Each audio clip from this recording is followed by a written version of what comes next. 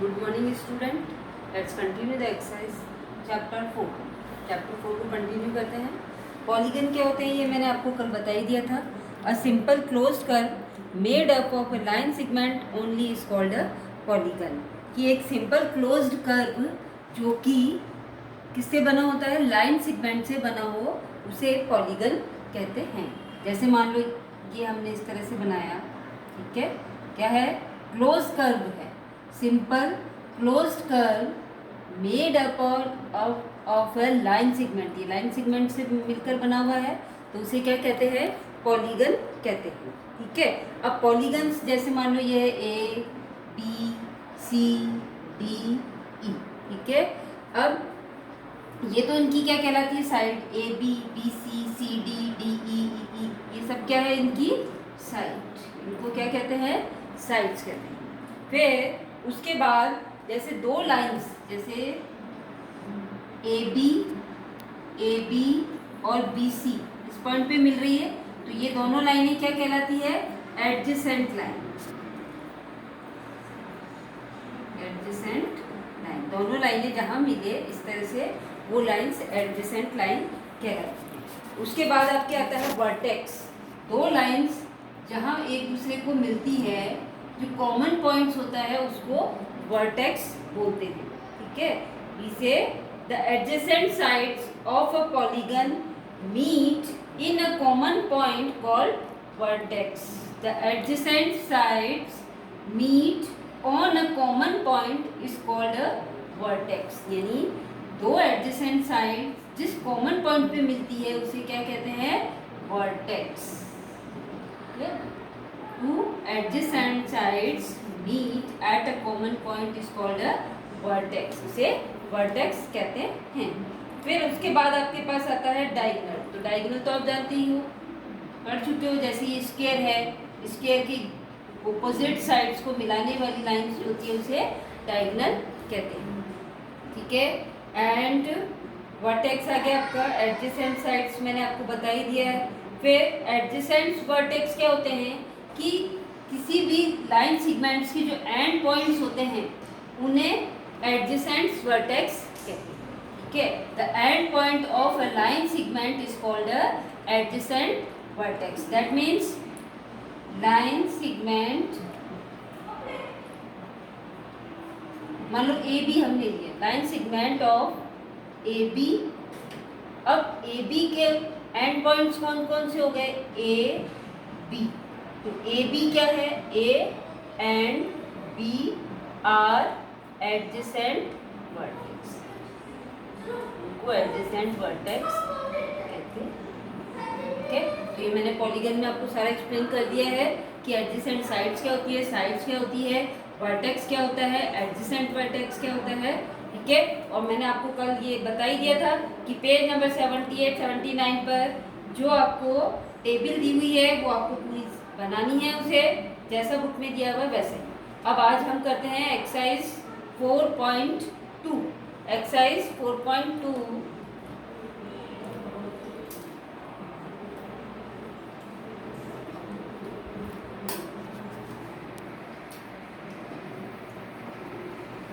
First question multiple choice question है.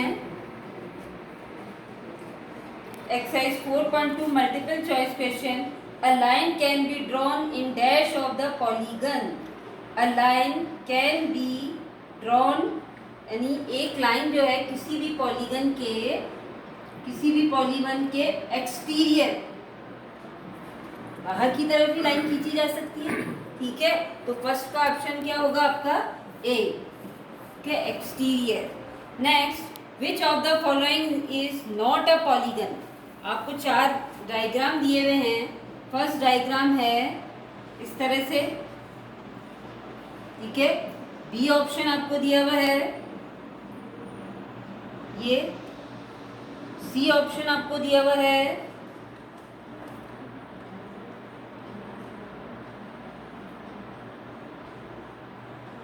इस तरह से. एंड डी ऑप्शन आपको दिया हुआ है. इसमें से कौन सा पॉलीगन नहीं है ये आपको एक्सप्लेन करना है. तो क्या कह रहा है ये, which of the following is not a polygon. Polygon क्या होता है कि जो कि a close curve made up of a line segment, जो कि लाइन सेगमेंट से बना हो और क्लोज कर्व हो। तो क्लोज कर्व तो सारे हैं, लेकिन लाइन सेगमेंट आप देखो बी वाला ऑप्शन, ये लाइन सेगमेंट नहीं है, ठीक है, ये लाइन सेगमेंट नहीं है, ये तो कर्व है। तो करेक्ट आंसर क्या होगा आपका बी, यानी डी ऐसा ऑप्शन है जो कि is not a polygon. Now question number third, the end points of any side of a polygon are called. किसी भी साइड्स के एंड पॉइंट्स, अभी मैंने सारा एक्सप्लेन किया आपको, क्या कहते हैं इन दोनों को, and points of line segment is called adjacent vertex. तो थर्ड का ऑप्शन क्या होगा आपका, correct option is C, adjacent vertex. Now fourth, the curve, इस तरह का आपको कर्व दिया हुआ है, the curve is an example of, open है, ये दोनों साइड से ओपन है, तो करेक्ट आंसर क्या हो गया आपका ओपन। किसका एग्जाम्पल है ये, ओपन कर्व का। Correct answer is D. ये तो आपके ऑप्शंस वाले हो गए। Question number 2, classify the following as closed और ओपन कर्व। आपको जो डायग्राम दिए हुए हैं उसमें बताना है कि ओपन कर्व कौन सा है, क्लोज कौन सा है। तो आप फिगर देख के इजीली बता सकते हो, इसे सॉल्व करेंगे हम, ठीक है। सिर्फ आपको ये लिखना है, जैसे फर्स्ट है तो ओपन कर्व है, सेकंड ओपन कर्व है, and third is close curve. Question number third, draw a polygon with 4 sides. एक पॉलीगन बनाइए जिसकी 4 साइड्स हो। Name all it's sides, diagonal, vertex and adjacent vertex. 4 side polygon बनाकर आपको उसके name देने हैं कि साइड्स कौन सी है, वर्टेक्स कौन सा है, एडजेसेंट वर्टेक्स कौन सा है, डायगोनल कौन सा है। तो 4 साइड पॉलीगन हम स्क्वायर भी बना सकते हैं, वी कैन मेक स्क्वायर और rectangle. Question 4 sides polygon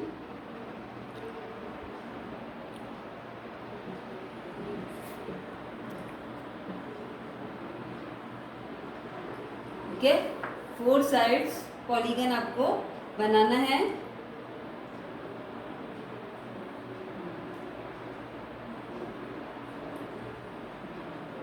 polygon तो हम क्या बना सकते हैं, स्क्वायर बना दिया मान लो हमने, या रेक्टेंगल बना दिए, ठीक है। ये हो गया A B C D, 4 sides polygon कौन सा हो गया, ए बी सी डी। अब आपको इसमें क्या करना है, नेम ऑल साइड्स, साइड्स के नेम लिखो। ये एक डायगोनल ये हो गया आपका, ठीक है, एंड सेकंड डायगोनल इज। अब आपको क्या करना है, पहले तो सारी साइड्स के नेम लिखना है। तो साइड्स कौन कौन सी है, A B, B C, C D and D. A B, B C, C D and D, ये तो हो गई साइड्स। उसके बाद आपको क्या बताना है, diagonal.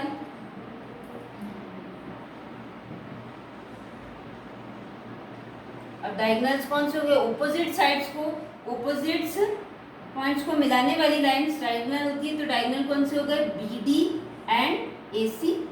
A B D and A C are diagonals of polygon A B C D. Vertex,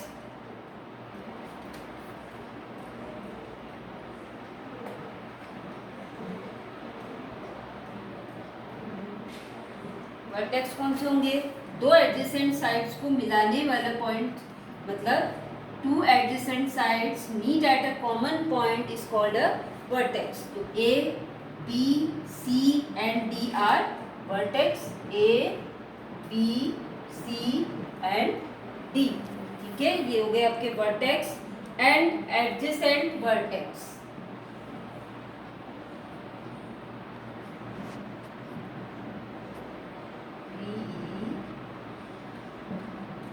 अब एडजेसेंट वर्टेक्स कौन से होंगे, ये वाले होंगे, इस वाली लाइन का A and D, A B का A and B, B and B C का B and C and D C का सी एंड डी। तो यही होंगे एडजेसेंट वर्टेक्स भी, A B C and D, ठीक है। ये हो गया आपका question number 3। Question number 4, write 1 letters of English alphabet each their represent, यानी कि इंग्लिश अल्फ़ाबेट में जितने भी अल्फ़ाबेट्स होते हैं वो किसके एग्जाम्पल है, ये पूछ रहा है आपसे। जैसे फर्स्ट दिया हुआ है कि ओपन कर्व का एग्जाम्पल दीजिए, सबके आपको एक एक एग्जाम्पल देना है। क्वेश्चन नंबर 4 ए, ओपन कर्व।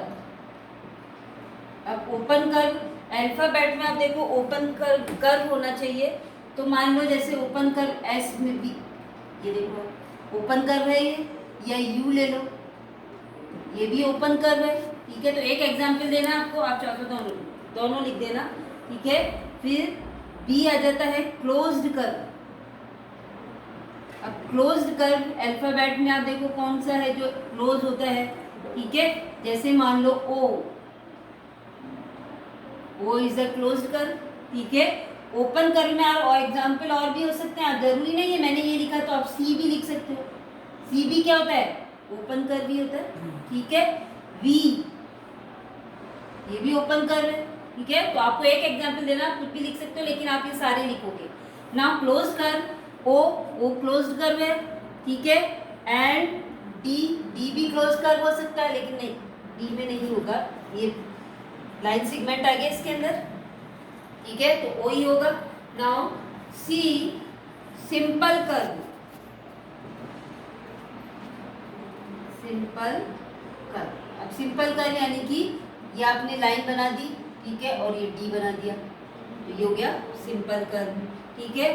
फिर नॉन सिंपल कर्व,